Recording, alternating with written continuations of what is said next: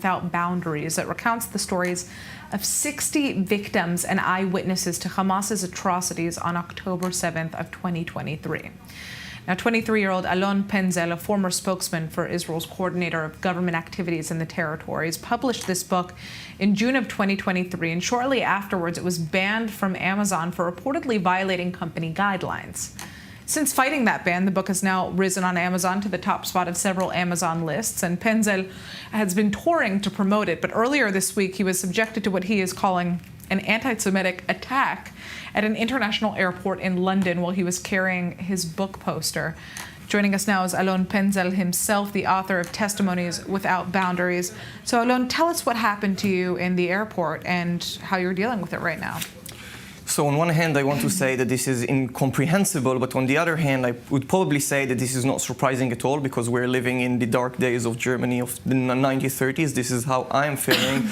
And at the airport, I was already through security, through check-in, when a person from the security department spotted me with a sign that reads my name, Alon Penzel, and the name of the book, Testimonies Without Boundaries, when he decided to start accusing me for, and I'm quoting, illegal occupation that has been carried out by Israel since 1948, saying that October 7th was one incident since the occupation, and the sign might be found offensive to some people at the airport.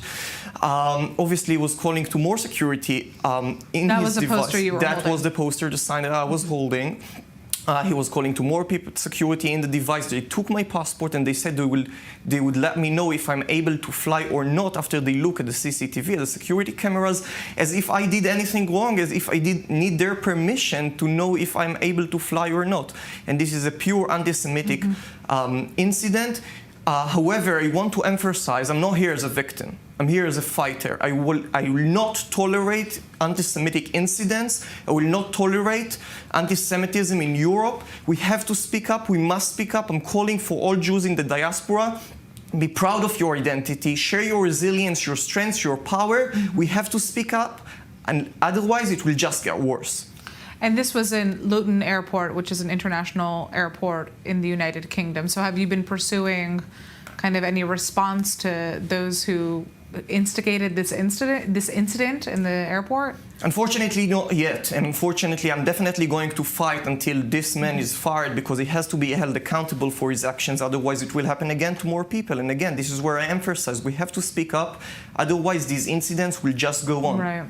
Now, you have had a rough ride, to say the least, since publishing this book. Tell us about kind of some of the issues that you've faced along the way and why you think this book sparks so much controversy. I mean, it's not opinion. These are testimonies that you've collected from actual victims and eyewitnesses of the atrocities on October 7th. Testimonies that I was collecting from Nova survivors, Zaka volunteers, and Israel's Medical Forensic Institute, and I think that it draws controversy because it is completely uncensored and sanitized, completely graphic, as I feel I don't have the legitimacy to soften the atrocities, and that if we want to fight worldwide denial and anti-Semitism, we have to provide all the uncensored details of the attack. This is why it draws attention. Unfortunately, it was blacklisted on Amazon initially.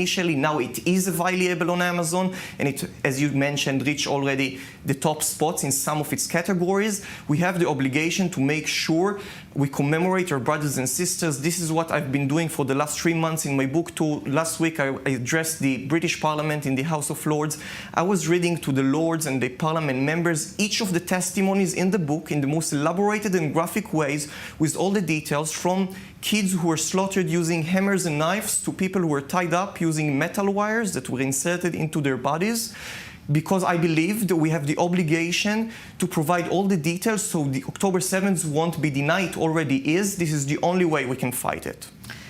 What comes next for the book? I understand that you've been now on a book tour, but I understand that the Israeli Foreign Ministry is also helping you get this book out there. Tell us what we can expect now. So the Israeli Foreign Ministry, in cooperation with me, I'm continuing to Australia, New Zealand, the United States again, South Africa. I'm continuing to talk to parliaments, to parliament members, to all over the world, because there is no other way to make sure we fight that denial. I'm definitely going to make sure this book is spread all over, and I'm calling whoever is watching us right now. I can't do it all by myself. We need people to not only purchase the book, but also read it. As hard as it is, as as challenging as it is, be exposed to the atrocities and share them forward. We have the obligation to do it.